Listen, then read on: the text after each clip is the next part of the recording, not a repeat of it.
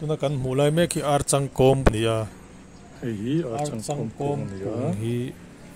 Indian trumpet tree ten tia sky tree ten tia anna hi damdoi tanan mang trin ani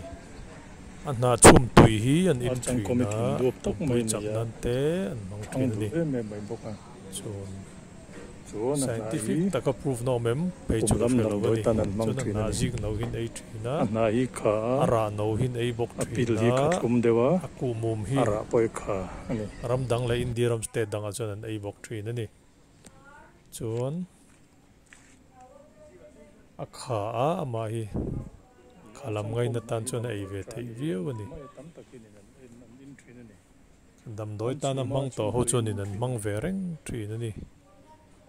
he thil tha tak te polo ni poni mai thei ni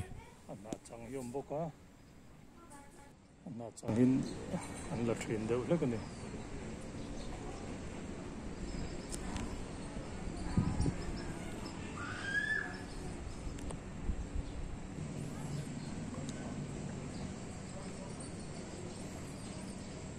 itu na kan mo hi aku mo mania apara tihian ron ku mo ma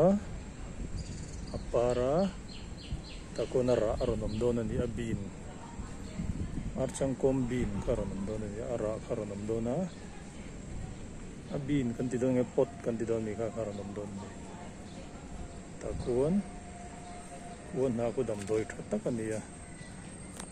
antian in trin ni pumlamin soisel na nei le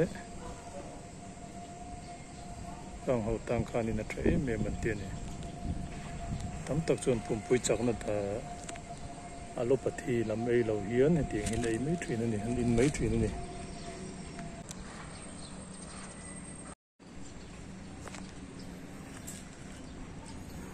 hei ar changkom kong ni ya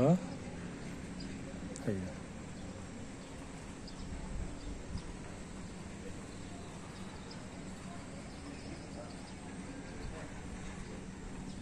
ar changkom thing dup tak mai ni ya thang du em mai boka chuan na hi pumlam dam doi tanan mang thin ani anna hi kha apil hi kha thum dewa ara poi kha ani